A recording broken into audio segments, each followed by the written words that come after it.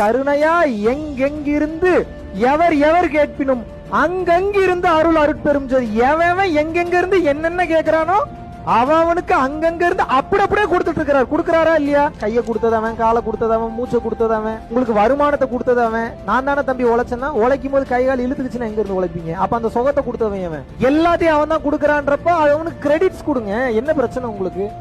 அவன் பெருமை அவன் எதிர்பார்க்கல. நீ உணரு, நீன்ற ஒன்னே இல்லைன்ற அவன் விருப்பப்படுறான்.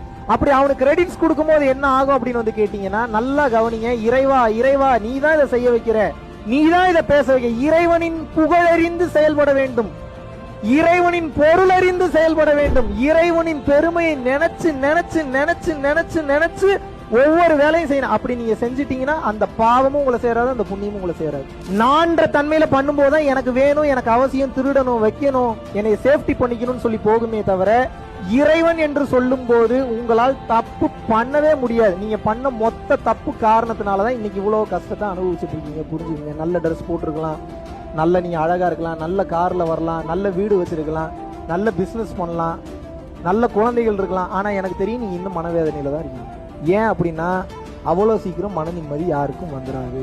எல்லாம் நடந்துகிட்டு இருக்குங்க. நமக்கு இந்த கிராட்டிடியூட் ரைட்டிங் சொல்லுவாங்க, கேள்விப்பட்டிருக்கீங்க? நன்றி உணர்வோடு. அதுக்கு அர்த்தம் என்னன்னா, எல்லாம் கரெக்டா தாண்டா நடந்துட்டு இருக்கு, அதுக்கு முதல்ல நன்றி சொல்லு. அது பேர் நன்றி சொல்றது கிடையாது. நன்றி சொன்னா மட்டும் உங்களுக்குள்ள நல்லது நடந்துறாது. உணரணும். எதை உணரணும்? எல்லாம் சரியாதான் போயிட்டு இருக்கும் உணர்ந்தீங்கன்னா தான் முதல்ல உள்ளுக்குள் இருக்கக்கூடிய பாடி மெக்கானிசம் இறையாக மாறும். This is called alchemical process.